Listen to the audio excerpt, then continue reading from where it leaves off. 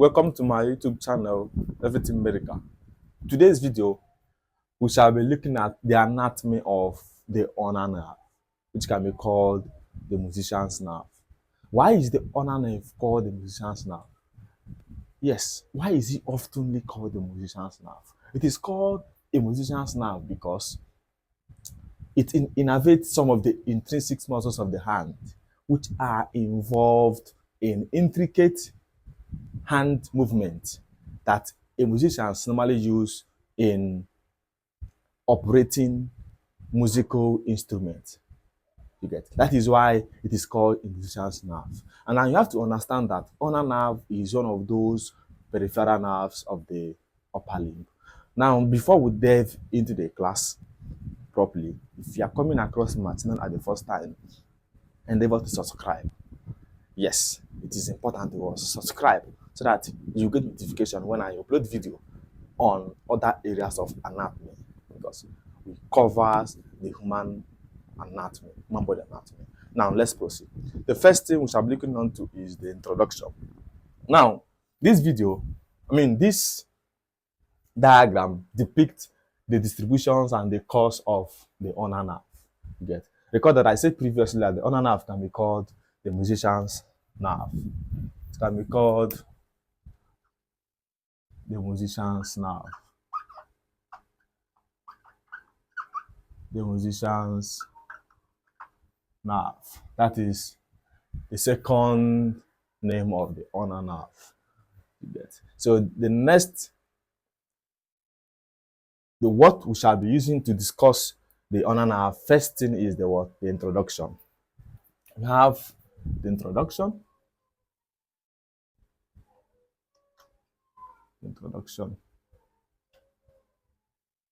Now, what is ulnar nerve? The ulnar nerve is one of those peripheral nerves of the upper limb, which is often called the musician's nerve. It arises from the medial cord of the brachial plexus. That is the introduction of the of the ulnar nerve. It is one of those peripheral nerves of the upper limb, which is often called the musician's nerve. It arises from the medial cord of the brachial plexus in axilla. That is the concept or the introduction of the ulnar nerve. Okay. The next we shall be looking onto is the root value. The root value.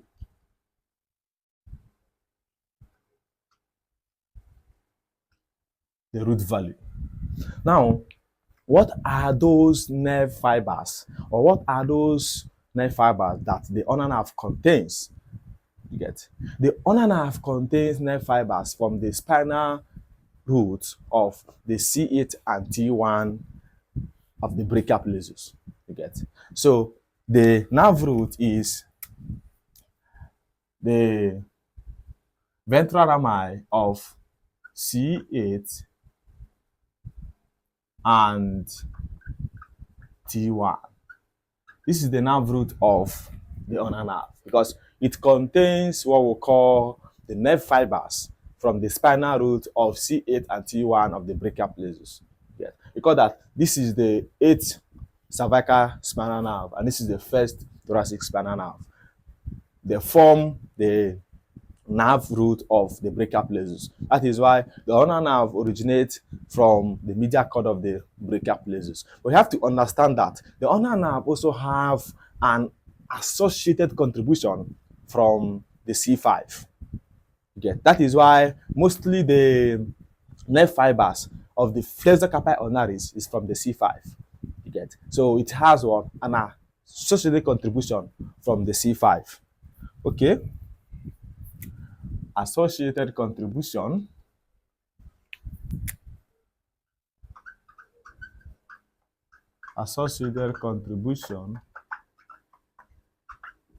is C5, mostly being found in the flexor carpi ulnaris, which is one of those superficial flexors of the anterior compartment of the forearm. Get the flexor carpi ulnaris. It is the most medial among the superficial flexors because it went like this. Okay, so that is it. The next which I'm looking on to now is the origin. The origin. Now, watch here. Before we delve into the origin, you get here, since we have discussed the root value, now this is the root value here, C8 and T1 of the spinal nerve arising from the brachial plexus, you get.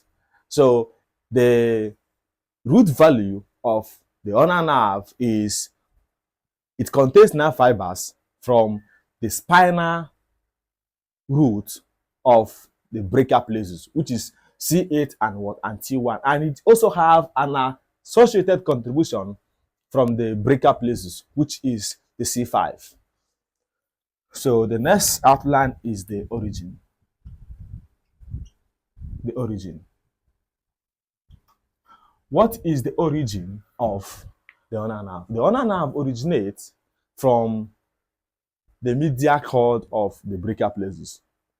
It originates from the medial cord of the brachial plexus, or it is the terminal continuation of the medial cord of the brachial plexus. You get? So that is the origin of the ulnar nerve. It originates from the medial cord of the brachial plexus, which can be what alternatively said as a terminal continuation of the medial cord of the brachial plexus. That is all about the origin of the ulnar nerve. You get? So the next which I'm discussing is the what? The cause and the distribution of the ulnar nerve. The cause and distribution.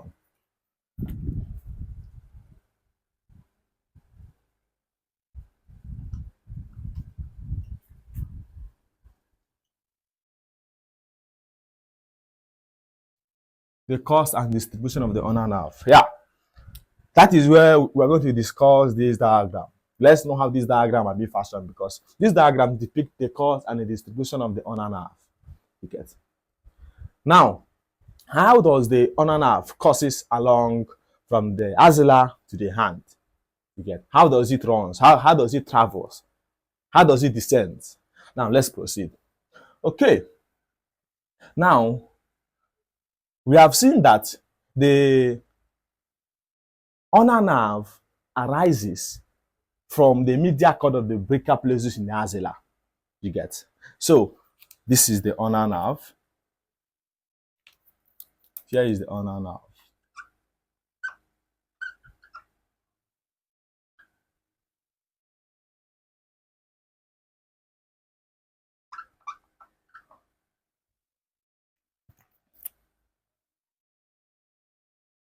That is the what? The ulnar nerve.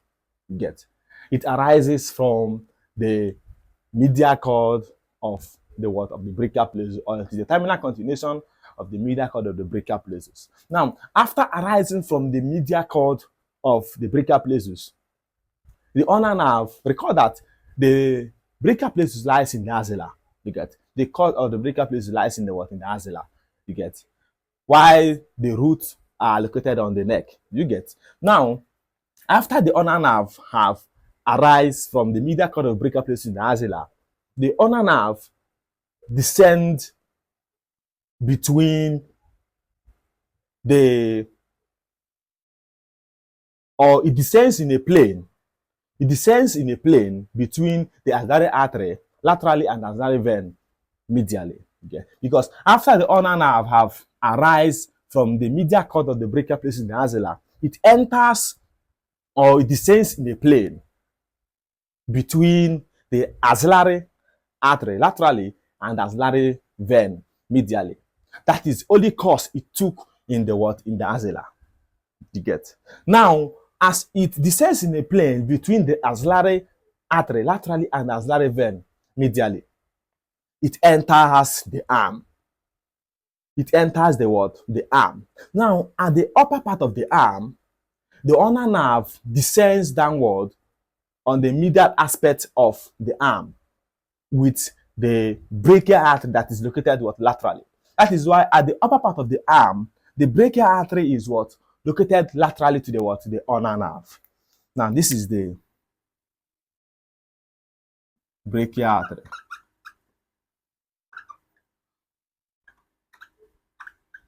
Brachial artery.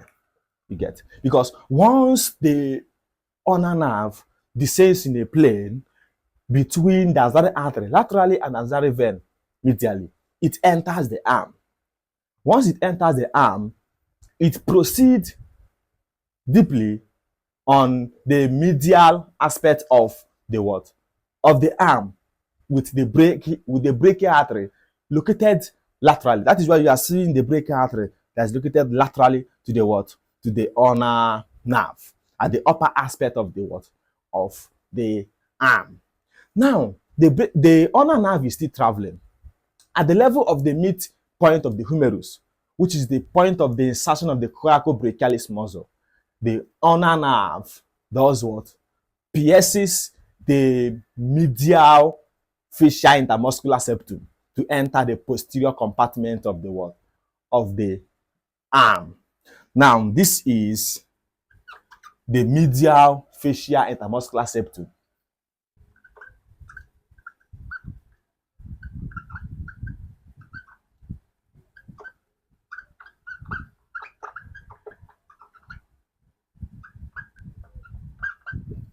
Yeah, that is the medial fascia intermuscular septum. You get? Because at the midpoint of the arm, that is the point of the insertion of the coracobrachialis muscle, the ulnar nerve penetrates or pierces the medial fascia intermuscular septum to enter the posterior compartment of the what? Of the arm, where it runs downward posteriorly to the medial epicondyle of the humerus. You get? Now, at the level of the medial epicondyle of the humerus, posteriorly, the ulnar nerve is being lodged by a groove. It's being lodged by a groove where it is easily palpated. You get? Now, that groove is converted into a tunnel called the cubital tunnel. It's converted into a tunnel. That groove is converted into a tunnel called the cubital tunnel by a fibrous band extending between the medial epicondyle of the humerus and the olecranum process of the ulna. You get? Now, you have to understand that as the ulnar nerve is lodged in the cubital tunnel, it crosses the ulnar collateral ligament at the floor of that cubital tunnel.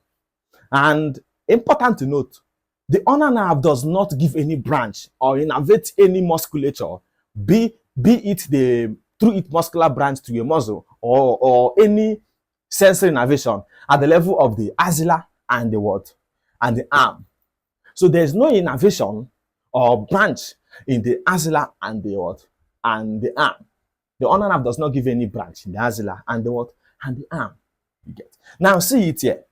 Because once the ulnar nerve pierces the medial fascia intermuscular septum, it enters the posterior compartment of the what? Of the arm. You get?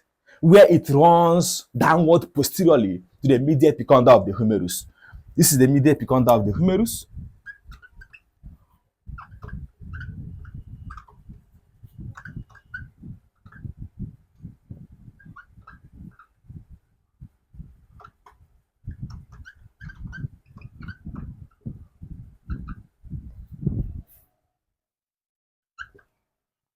This is the medial epicondyle of the humerus because the ulnar nerve runs downward posteriorly to it.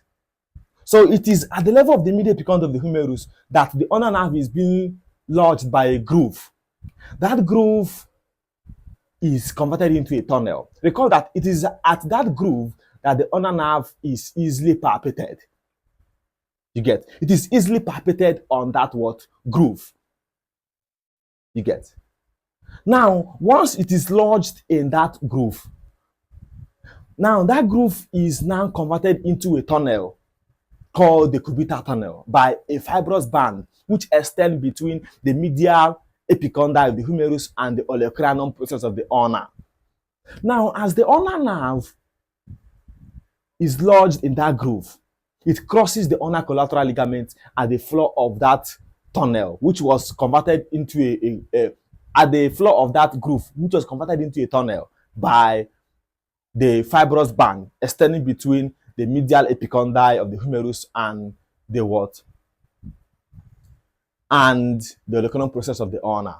I've said previously that The ulnar nerve does not give any branch in the axilla nor in the arm. You get. So that is how the ulnar nerve courses along the axilla and the arm. You get. Recall that at the posterior surface of the medial epicondyle, which is where the ulnar nerve is lodged by a groove, later being converted into a tunnel called the cubital tunnel. That means the ulnar nerve can be compressed at the cubital tunnel. That is why it is one of the anesthetic what assessment. So the ulnar nerve can be blocked. We call it ulnar nerve entrapment or ulnar nerve block. The ulnar nerve can be blocked at the level of the posterior surface of the medial epicondyle. You get where it is lodged on that cubital tunnel. It is used for anesthetic purpose. When there is a cut on a pinky finger, that ulnar nerve can be compressed at the cubital tunnel so that there could be numbness on the pinky finger during surgery. You get. So it is used as an anesthetic what purpose, because the ulnar nerve can be compressed at the cubital tunnel, which is located at the posterior surface of the medial epicondyle of the humerus. Now, let's proceed. Okay. Once it courses through the medial epicondyle of the humerus, you get. Now, at the level of the forearm, you get, the ulnar nerve does what? Pierces the two head of the flexor carpi ulnaris. It pierces the two head of the flexor carpi ulnaris to enter deeply to the muscle and along the ulnar bone. At the upper third of the forearm, what does the ulnar nerve do? The ulnar nerve almost runs vertically downward under the flexor carpi ulnaris, while at the lower two-thirds of the forearm, the ulnar nerve almost travels superficially and lies laterally to the flexor carpi ulnaris. Get. Hence, as they are coursing on that region on the forearm, the ulnar nerve and the ulnar artery descends together, but the ulnar artery is located laterally to the what? To the ulnar nerve at the forearm. That is why you are seeing ulnar artery here.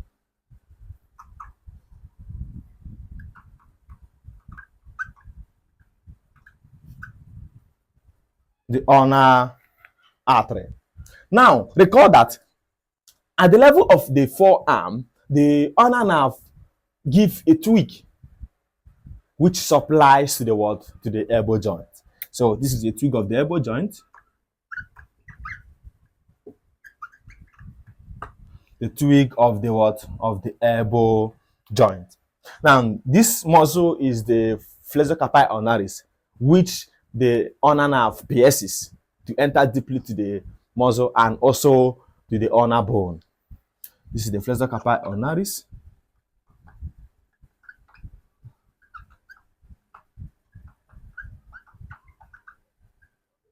Flexor carpi ulnaris. Now, here is the medial half of the flexor digitorum profundus. Medial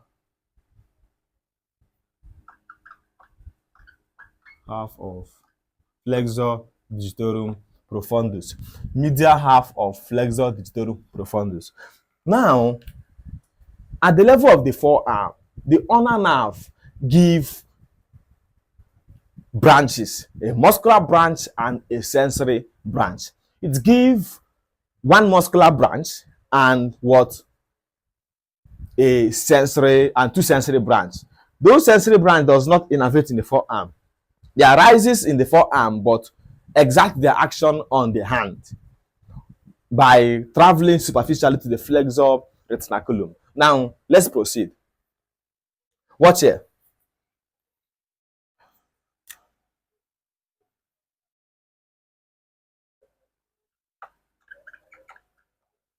Branches of ulnar nerve We have motor branch,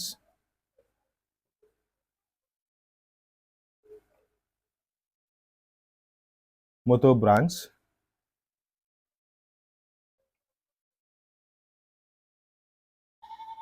sensory branch. Now, the first motor branch it gave off at the level of the forearm is the muscular branch. The muscular branch. The muscular branch. This muscular branch innervates the flexor carpi ulnaris, which is one of those superficial flexors of the anterior compartment of the forearm. It also innervates the medial half of the flexor digitorum profundus, which is one of those deep flexors of the anterior compartment of the forearm. Recall that the lateral half of the flexor digitorum profundus is innervated by the median nerve. Okay, so that is how it does. That means the muscular branch, which is the first branch it gives off at the level of the forearm, innervate the flexor carpi ulnaris and the medial half of the flexor digitorum profundus. That is the muscular branch. Now, the sensory branch it gives off at the level of the forearm is number one is the dorsal cutaneous branch.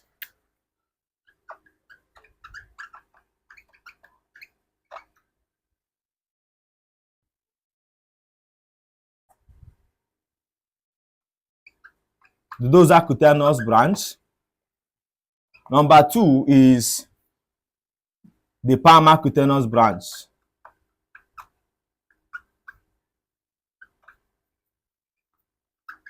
The palmar cutaneous branch. Look at it here. The dorsal cutaneous branch and the palmar cutaneous branch. Now watch. These two sensory branches of the ulnar nerve does not innervate any muscle.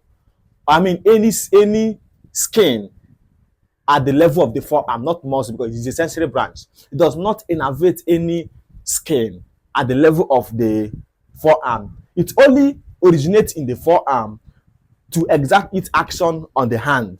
You get? Now, this nerve here is the dorsal cutaneous branch.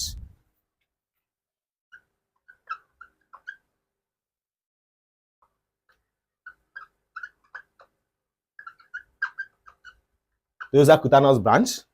Why this is the palmar cutaneous branch?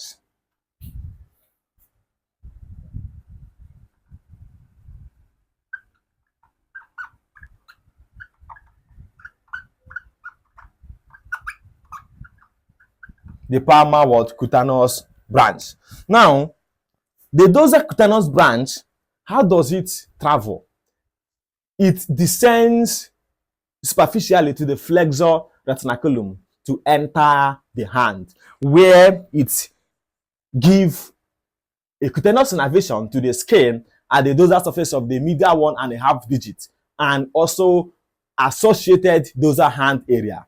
That is how it exerts its function. It gives a cutaneous function. It gives a sensory function to the what? To the skin at the dorsal surface of the medial 1.5 digit and associated dorsal hand area.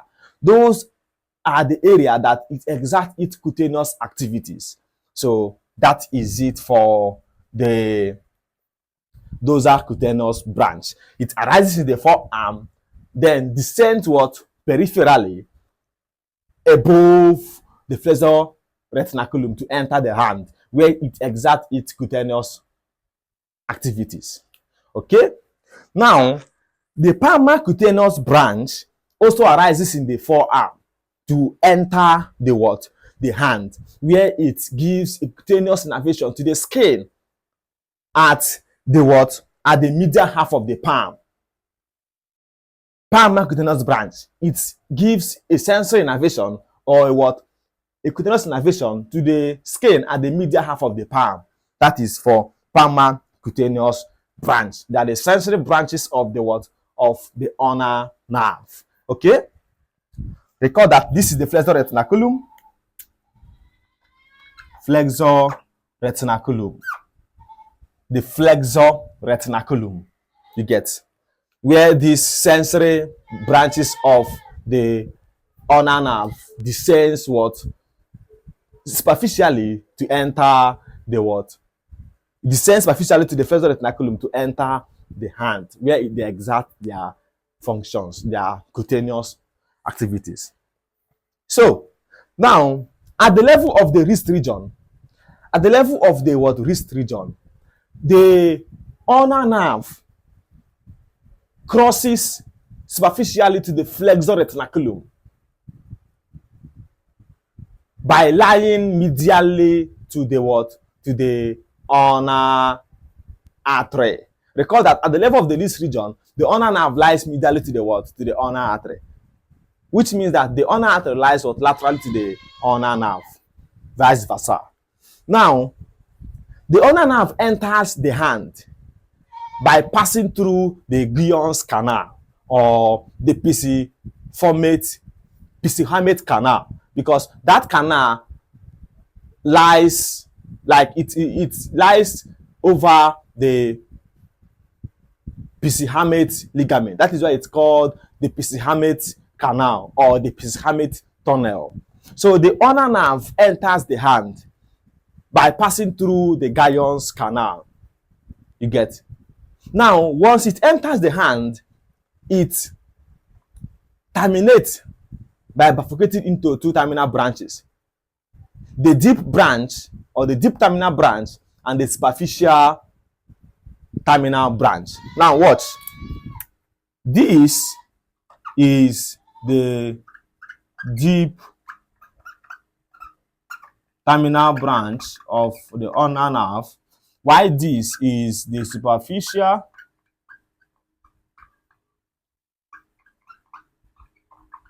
terminal branch of the ulnar nerve. That is how it terminates. The ulnar nerve terminates by bifurcating into two terminal branches: the deep terminal branch and the what? Superficial terminal branches. Superficial terminal branches is a sensory branch. It is a what? A sensory branch. While the deep terminal branch is a muscular branch. Now watch. So we have two motor branches, and deep terminal branch of the ulnar nerve is purely a motor nerve. It is purely a motor nerve.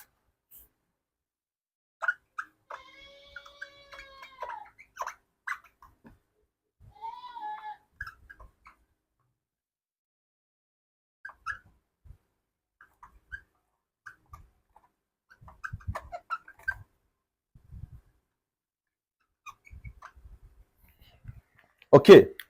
Now, deep terminal branch, which is a purely a motor nerve of the ulnar nerve, innervates to all the intrinsic muscles of the hand except the lateral two lumbricals and the muscles of the terminal eminence. Those ones are being innervated by the median nerve.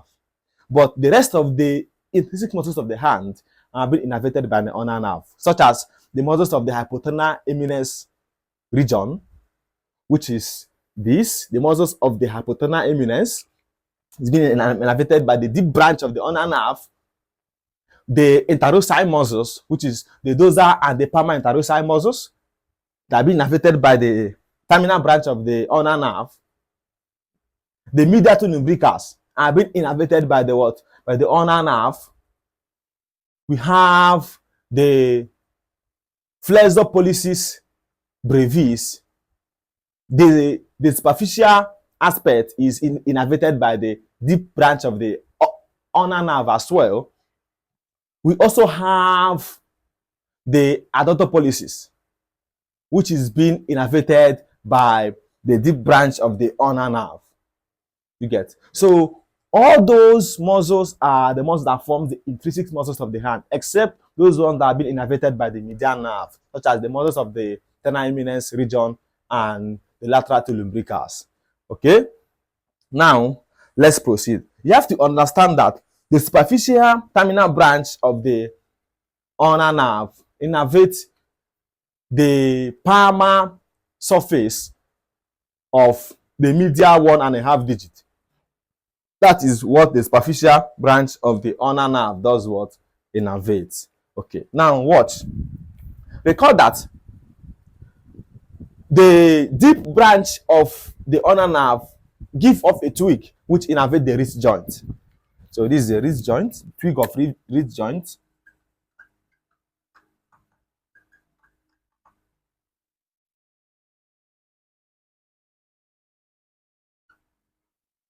The twig of what? Wrist joint. Okay.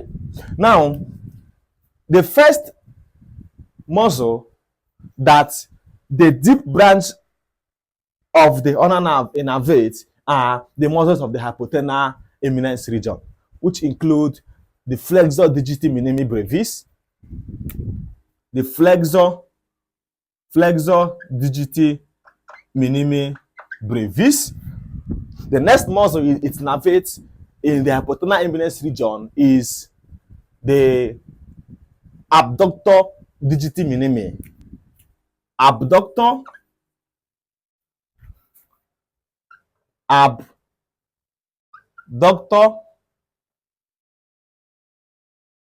abductor digiti minimi, not adductor. Not adductor. Adductor digiti minimi. The next muscle is opponens digiti minimi. Opponens digiti minimi. So these three muscles are the muscles of the hypothenal eminence region, which is this region. So it is being innervated by the deep branch of the ulnar nerve. The deep terminal branch of the ulnar nerve is a purely a motor nerve. Now, the next muscle it innervates is the palmar interosseous muscle. The palmar interosseous muscle. Look at it here. Palmar interosseous muscle.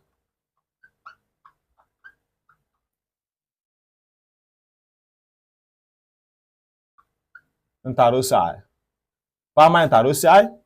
Why this is dorsal interosseous. Dorsal interosseous. Okay? That is the interosseous muscles that the deep branch of the ulnar nerve innervates. The next muscle it innervates is the medial two lumbricals. Look at it here.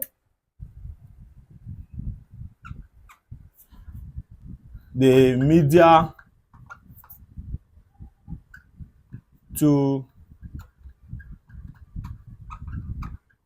lumbricals. Medial two lumbricals. The next muscle is the superficial part of the flexor pollicis brevis. Superficial part of the flexor pollicis brevis. Superficial part of the flexor pollicis brevis. While the next muscle is adductor pollicis. Adductor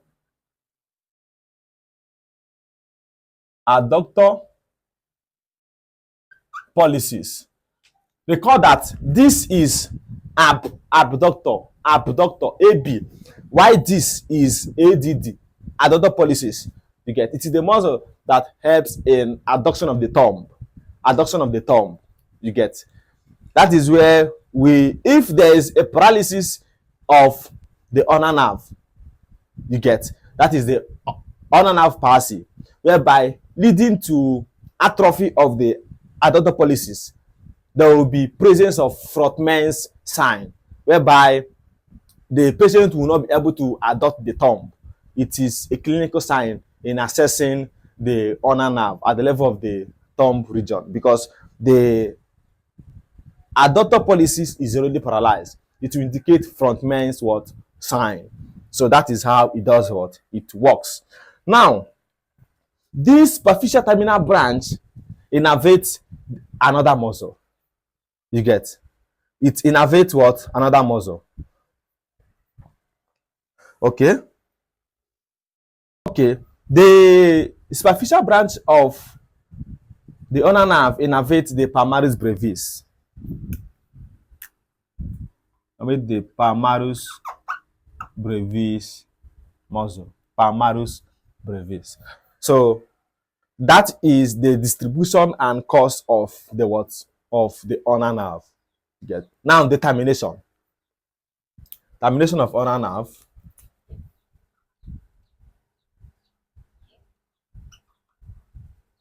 Termination.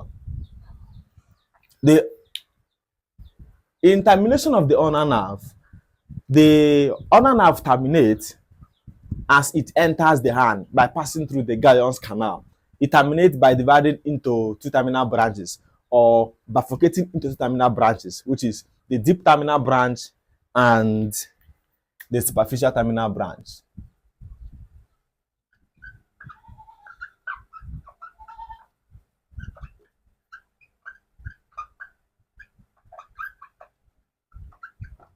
So that is the termination of the ulnar nerve.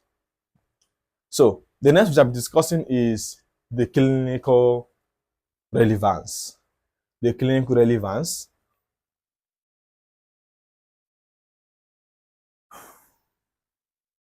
The clinical relevance of the ulnar nerve. Clinical relevance. Number one is ulnar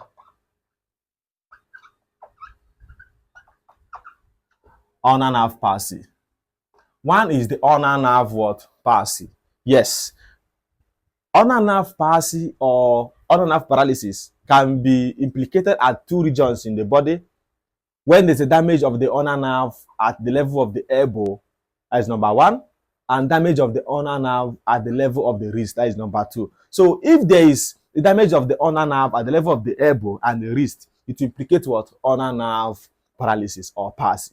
Now, the damage of the ulnar nerve at the level of the elbow, what are the mechanisms that will lead to the lesion of the ulnar nerve at the level of the elbow? We have number one is when there is fracture of the medial epicondyle of the humerus, because recall that at the posterior surface of the medial epicondyle of the humerus, there lies a what? A cubital tunnel, which is where the ulnar nerve is being lodged. So recall that the ulnar nerve can be compressed at the cubital tunnel. So it is a site of what? Anesthetic what? Assessment. You get. So fracture of the medial epicondyle of the humerus could cause a lesion to the ulnar nerve. That is number one.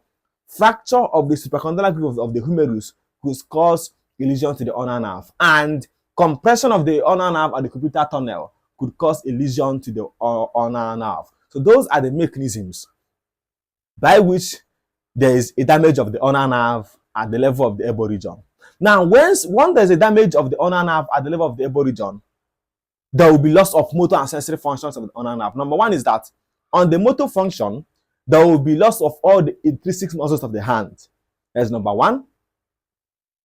There will be loss of adduction and adduction of the fingers. Abduction and adduction of the fingers, because there is already a paralysis of the interosseous muscles, the dorsal and the palmar interosseous muscles. Number three is that there will be impaired movement of the fourth to fifth digit, because there is a paralysis of the medial two lumbricals and the hypotonal eminence muscles. You get. Number four is that there will be impaired movement of the thumb, because there is a paralysis of the adductor pollicis, whereby there will be implication of the frontman sign, because the frontman signs indicate that there is a paralysis of the adductor pollicis muscle. You get. So that is all about it. And in respect to the sensory loss, there will be sensory loss at the region of the medial 1.5 digit of the hand, and also there will be loss of sensory innervation at the dorsal hand areas. So because those are the areas where the sensory branches of the ulnar nerve exert their cutaneous what? Activities. So the ulnar nerve what? Palsy. Number two is Froment's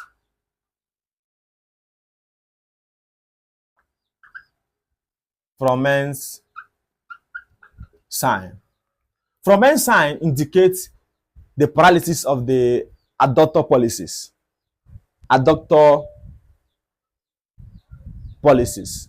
You get adductor pollicis, because this muscle helps in the movement of the thumb or the adduction of the thumb. When it's paralyzed, there will be presence of what? Froment's sign. Although it also indicates the ulnar nerve what? Paralysis or palsy. Number 3 is complete claw hand.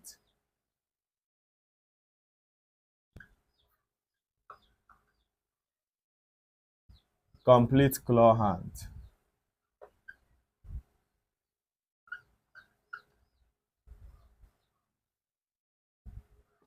Complete claw hand. Yes. A claw hand indicates the what? The damage or lesion to the ulnar nerve. You get claw hand. You get, because there is a loss of all the intrinsic muscles of the hand, except the one that's been innervated by the medial nerve, the tenor eminence muscles, and the lateral two lumbricals. So complete what? Claw hand. So these are the clinical relevances that is associated with the ulnar nerve. Now we also have number 1, I mean the last one, which is number 4, which is ulnar nerve block. Ulnar nerve block.